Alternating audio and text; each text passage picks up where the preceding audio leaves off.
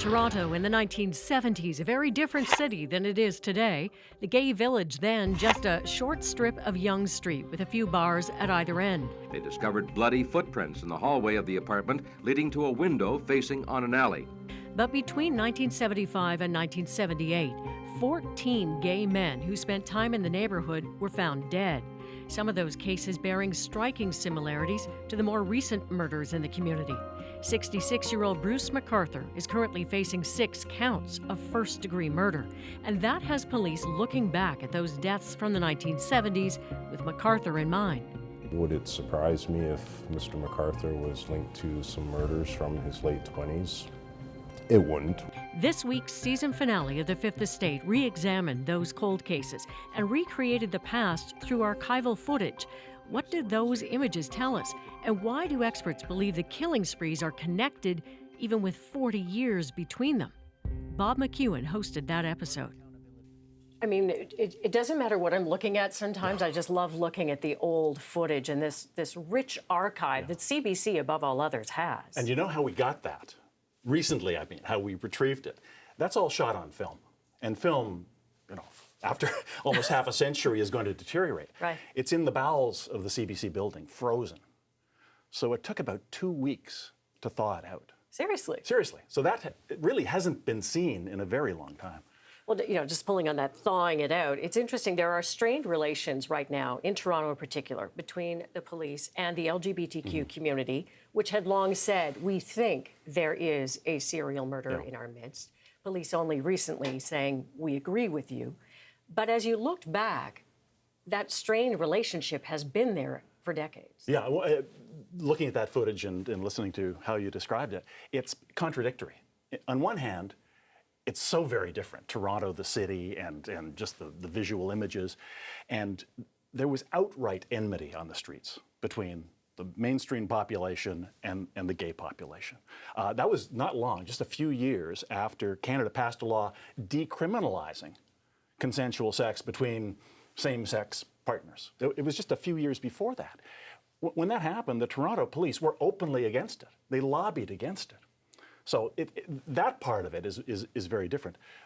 The tension, that's the same. The fact that it was being interpreted in a way to overlook certain crimes, in this case, in both cases, the murders of gay men or disappearance and murders in recent times, that was the same. Do you see that tension in this footage? Because some of this footage was not shot for that purpose, but is it still there? Yeah, oh, absolutely. The examples. Every Halloween during the 70s and before, there was a drag show on Yonge Street, which was then the gay strip.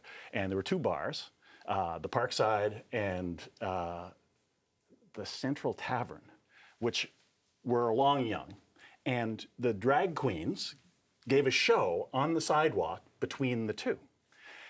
It attracted a lot of people. Some of them were appreciative, some of them not. Eggs, stones, fist fights. And you'll see people who were in the middle of it saying the police really stood by, really didn't do much at the time. And afterwards, when they were asked, let's get together and talk about how to stop this, said the police really didn't want to engage on that. So it was a different time. It was an obviously violent time.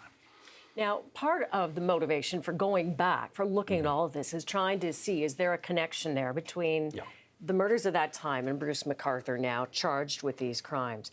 Is there anything that you saw that made you think that there could be something here? Well, the first thing is that Hank Zinga, the lead investigator, admits they've gone back to get the files. There are now 7 unsolved gay murders from 3 years, 75 to 78, back then, 40 years ago. They've gone to get those files, to look at them, to see if there's a connection. The reason they're doing that is twofold. One, it's what McArthur's done now, or is alleged to have done now. In his 60s, he's charged, as we speak, with 6 first-degree murders of gay men. And the police have been quite clear. They think there are many more out there in the recent term. Is it similarities? Well, that's incredibly unusual. That's prolific. In someone's 60s? In someone's 60s as a serial sexual killer, that's the time when recidivism goes to 0%. what the current charges lead us to believe is that they started when he was in his 60s. So that's one thing. So when do they usually start? They usually start when somebody's in their late 20s and 30s. Which would put him in that time frame. Mid-70s. How seriously are police looking back? When you looked into this story, did you get the sense that they're doing it now as a matter of saying, okay, we understand that this got past us on a number of occasions. That's why he's now charged with 6 murders. That we're doing this as a course of saying we will look at everything, or because they genuinely think there may be a link? I think it's parts of both, Diana. There's no question that they want to be politically correct as much as they can at this point. But MO. Now, they've been very conservative about releasing what they know about the 6 murders for which McArthur is now charged. But through various other means, we know that these are people who were bound, who were beaten, who were brutally killed, either stabbed, strangled, or both. Well, those are exactly the combination of modus operandi that took place back in the 1970s. So that was exactly the same.